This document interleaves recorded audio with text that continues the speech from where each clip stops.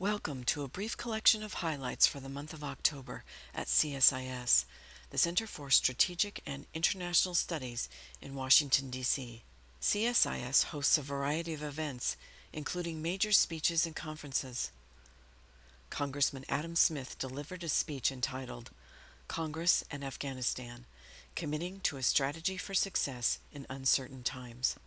You know, the focus in Washington, D.C. right now is so much on the domestic issues. We have, significant economic challenges, as you're all aware, certainly starting with the financial services industry, high unemployment, many transitions going on throughout our economy, and the ongoing battle over health care.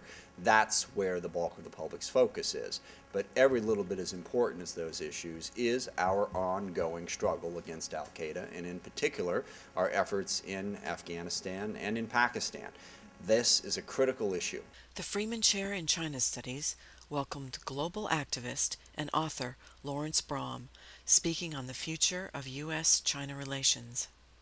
10 years ago, we sat there in Tiananmen Square wondering whether the reforms would be successful and whether China would become the factory of the world. Today, it's the bank of the world. This is like a total transformation. And the messages that were being sent, okay, you had, of course, the Olympics a year ago.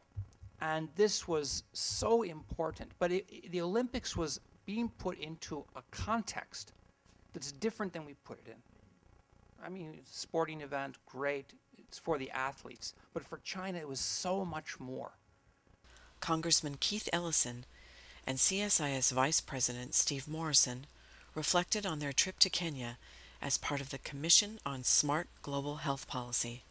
It's a four-legged table that global health absolutely must be one of those. It creates goodwill. It creates communities and strengthens their capacity to solve their own problems. It gives us an opportunity for partnership, and it is the right thing to do. CSIS trustee and former Senator Bill Frist discussed his book, A Heart to Serve. Why in the world would you give up being able to save people day after day? Yeah, I say save, basically we're the tools. I'm a plumber, really. Just changing hearts around. But why would you give that up? Well, everybody likes you, and come to a town where, by definition, 50% of people are going to hate you all the time. You get mixed up and people question your ethics. But it's the health of a community. No longer the health of one-on-one, it's the health of the community. And that was, for me, was for Tennessee initially. And then in the whole global health, which John Hamry was nice to mention, which through volunteer medical mission trips, working with CSIS, the Millennium Challenge Corporation, Save the Children, AfriCare, all of these things, it becomes the health of the world. For more information on these and other endeavors at CSIS, please visit www.csis.org.